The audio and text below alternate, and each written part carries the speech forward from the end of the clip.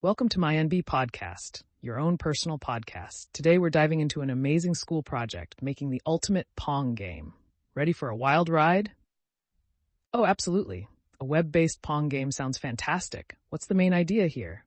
So imagine this, students creating a real-time, multiplayer Pong game that works seamlessly online. No using pre-built libraries. All coding done from scratch. Intriguing, right? Wow, that sounds intense yet fun. What's the tech stack like?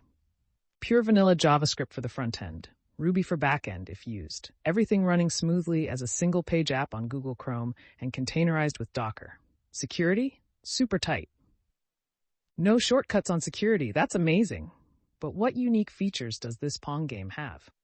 It's multiplayer, real-time matches, tournament systems, AI opponents, custom game variations, and power-ups. Students can really get creative.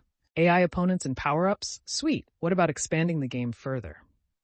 Advanced modules allow for AI enhancements, live chat integration, blockchain-based score tracking, and server-side versions with API access. Accessibility is huge too. Sounds like a real deep dive into full-stack development.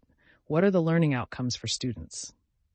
They'll learn decision-making, problem-solving, and architecture design, handling real-time interactions, security measures. It's a crash course in full stack and game design.